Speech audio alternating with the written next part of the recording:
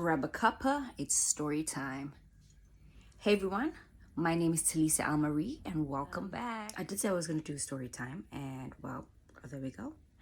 And this is the story behind Ratchet and this whole artist development thing. So it was 2013, 2014. My work colleague and I, back in the day, I used to work at Gourmet Burger Kitchen. Those incredible burgers, by the way. Blue cheese burger, chicken, panko fried. Musician Eric was his name. Very, very talented. He always used to play the guitar whenever he used to come into work, and we like be singing there. And he's also got a good voice. Yeah, he told me about this audition he was going to in Soho Street, and I was like, oh, okay. And he knew I sang at that time, and he's like, why don't you come along? And I'm like, are you sure? I mean, this is your audition. He's like, no, come on. So yeah, we went to Soho. Yeah, we got there. There was a guy called Jesse. Back then, this artist development thing was called Downtown Artist. Yeah, we went in. I don't know who went first. I think Eric went first, and then I went second. I sang "Who Do You Think You Are." "Who Do You Think You Are" was a song I did with a music college colleague of mine. What is his name? Michael. So we did a song called "Who Do You Think You Are," and I think it's still online somewhere, but I'll just put the link to it. And I sang the song. I was like, giving it attitude, because that song is about attitude. And he was like, okay. And then, yeah, the audition finished, and then Eric came in the room, because I didn't mind Eric being there. He was like, oh, this song has got potential. This Jesse guy. The song has got potential. Yeah, we'd like to work with you. We'll let you guys know, blah, blah, blah. Anyway, so to cut things short, I got the development deal and Eric didn't. And I kind of felt bad, because like he's the one who was like dragging me along to this audition. And yeah, well, they didn't deserve him anyway, because he's awesome. So the first day I went there to sign this deal, they had told me, you're going to get pictures, you're going to get a video, promotion, everything, artist development. You're like, oh, okay. The first song I did was, again, "Who Do You Think You Are?" So we just kind of made it, played another beat. And this one was with a producer called Chris. I don't remember his surname. Yeah, we did "Who Do You Think You Are?" It sounded good. I mean, it wasn't my favorite, but yeah, it was good. Very nice guy. And then the second one I did was obviously Ratchet. That was when I was introduced to Cornell, and I was just blown away because he understood me. Because obviously I've been saying, when I go into studio, I already have the song written, and you have to like create a beat around me. So he did this incredible track. I was just blown away, honestly. He is very, very talented. Well, both of them are, but yeah, that song was just like it for me. Anyway, we finished the song. Then it comes back to the talk, the artist and whoever they were talk. So they were figuring out, which song I want to release, when I want to release it. And this time it was like July, like mid-July, late July, 2014. And I was like, oh, we definitely need Ratchet. And he's like, yes, we definitely need Ratchet. This was Dexter. This guy I was talking to was Dexter. We got the song. He was like, yeah, I also like it. I liked it. And then he came to the contract. I was like, can I take it home and like read it then? Because I don't understand. He's like, no, you have to sign it now.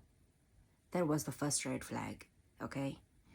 But anyway, I was just naive. I was like, yeah, I've got this song, this awesome song and this awesome like producer. So yeah, I'll sign my name on that dotted line, thing. I actually have it somewhere in the house. I just have to look for it. But yeah, so then when I signed it, I'm like, okay, when are we taking pictures? When are we releasing the video? And he's like,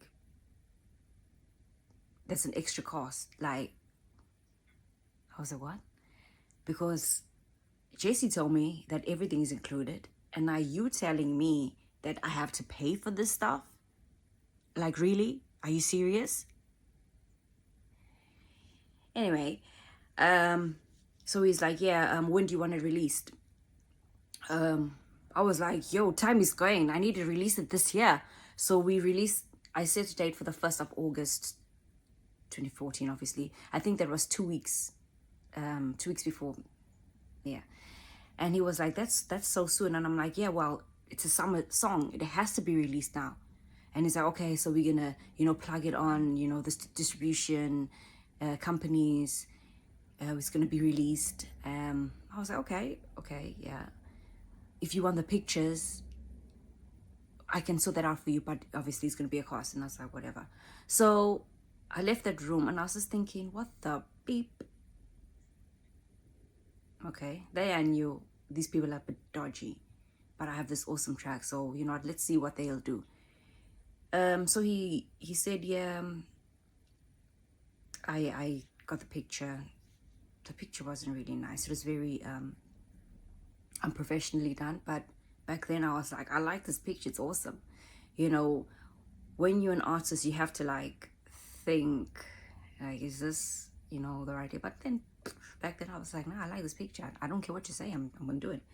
So yeah, I gave him the picture and he was like, okay. But oh gosh, it's memory. Sorry, I'm just like revisiting, because even though management, like that side of the deal wasn't good, but I really got to meet nice people, like receptionists, the producers. They were none the wiser. So yeah, I gave him the picture, whatever. It went live, and I was like, okay, yeah, did my side, my bit. Not much of the promotion because I didn't know. I thought, okay, they're gonna be doing the promotion, so I'm just gonna like chill, whatever.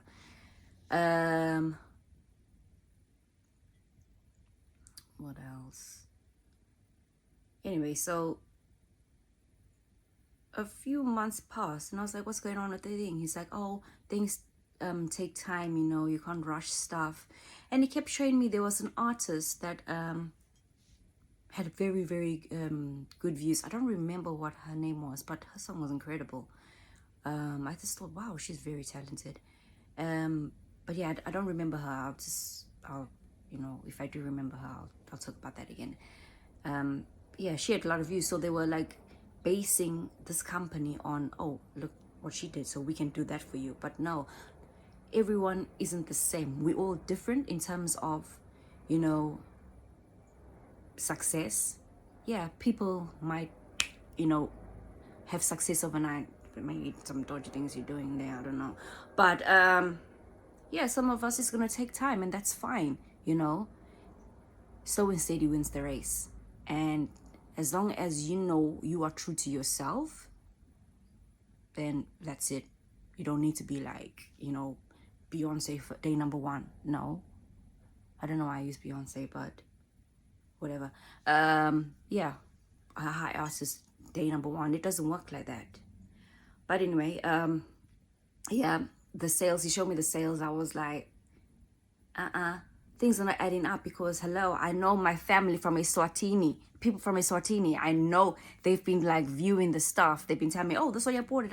I showed this one to this, your grannies and your uncles and aunties and your cousins, they're showing their friends also. So please don't tell me that it was low. I know that there was some dodginess going on there. Anyway, so yeah.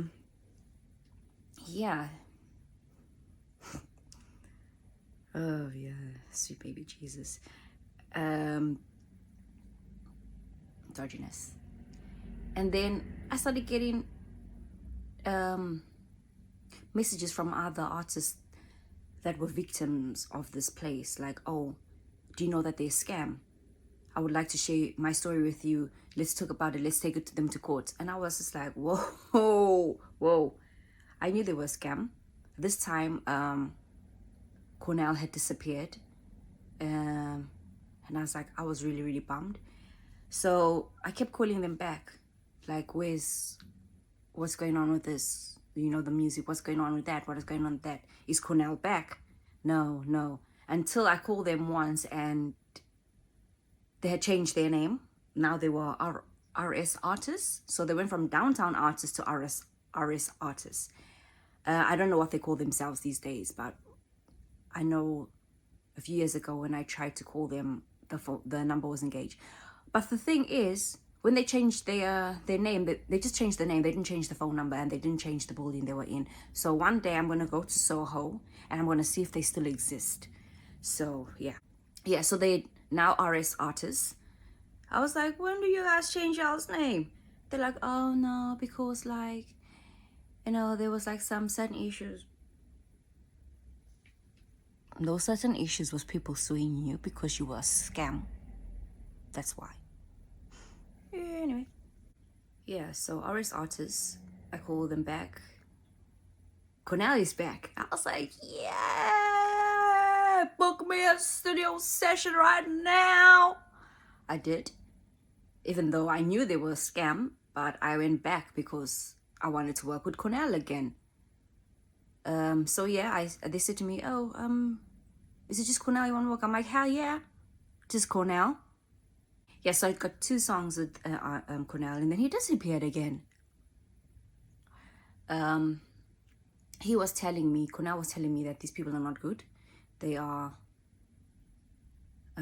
just, you know, using people. And I said to him, I know, I just came back because of you. Yeah, it's really sad because he said to me, when we finish, I'm going to give you my details and you can come to my studio. But I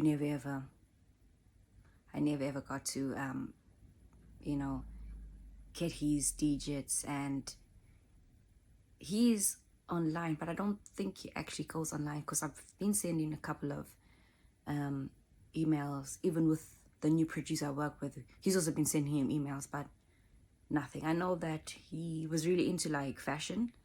So, you know, Cornell, wherever you are, whatever you're doing, I wish you all the best. And you're an awesome producer and thank you for the experience. If wherever you see this, I hope you do, contact me because I'd like to work with you again. Yeah, that was downtown artist slash RS artist slash bloody scammers. Yeah, there's a lot of people that they actually wronged, and I do hope that they did take it further. For me, yes, it was a scam, but I got 3 songs, maybe 4 songs out of it.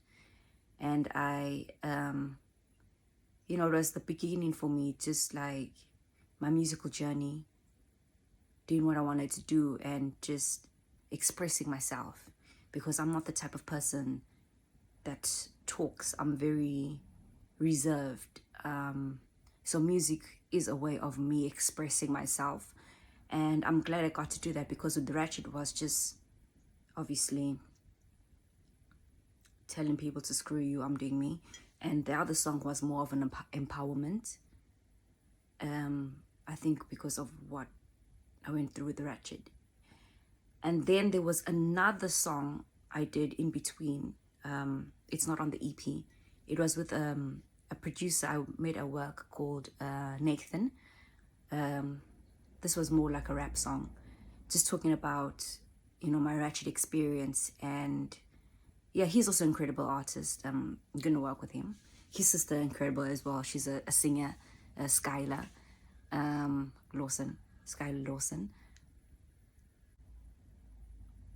There are a lot of talented people out there. You just need to look. And with me being very antisocial and very reserved, it's very hard. But I have been coming out of my shell. I'm actually surprised at myself, like doing these story times and all that. This was never me. And yeah, you grow up and you know what you want, and to get what you want, you can't be like, oh, I'm scared, I'm scared. You have to go out there and just be yourself, be authentically, unapologetically yourself. And this is what I'm doing right now. This is my truth. And I know some people will be like, please, ain't like that. Yes, I am. You don't know me. Just get to know me. Talk to my friends. They'll tell you. Yeah. So just be careful. If you are a musician or whatever you're doing, whatever your passion is, be very careful of people, because not everyone is going to be honest. They will use you because they can see that you want this very bad, and some of you may be naive, some of you may even, you know, recognize that, like me, and just do it because you want to do it. You know, stand up for yourself. Always stand up for yourself. I'm not saying beat people up, no. Don't condone violence of any sorts. Stand up for yourself, like telling people, listen, I'm not the type of person to mess with. It was like a traumatic experience, because obviously knowing that you want to, it's something that you want to do, and like people there are just taking advantage. It's very, very hard to, you know, trust people, because it dodges as F. But yeah, just, you know, do your research. Know the signs. If there's one red flag, get out of there. Like exit stage left, you know. Because yeah, there are scammers out there, and there's a lot of vulnerable people out there. Just take care of yourselves, guys, and always read the signs. Yeah, that's my story on the scam artist. But I would just like to call them one day just to see if they are still existing. But yeah, RS artists, downtown artists, I don't know what you call your name this time. Stop scamming people. And people, be careful out there. Do it like with me, I'm just an independent artist. I'm just taking things very slow in my own terms. I never ever, you know, became well, I didn't want to become you know, songwriter or singer or whatever for the money. It's passion, it's love, you know. I enjoy writing songs, I enjoy singing, I enjoy, you know, like seeing people's faces when they listen to the song, like, because when you look at me, you don't think, okay, you know, she can sing. Even sometimes I don't think I can sing because I'm very shy, and, you know, I was never the person that was overconfident, you know. I was just me. I just used to do my own thing. And yeah, people are a bit surprised when I say, oh yeah, I sing and I write and I do this and that. They're like, but it's good. It's good. Yeah, I'm going overboard. But yeah, thank you for listening. That's my story. Take care of yourselves, guys, and yeah, just be awesome.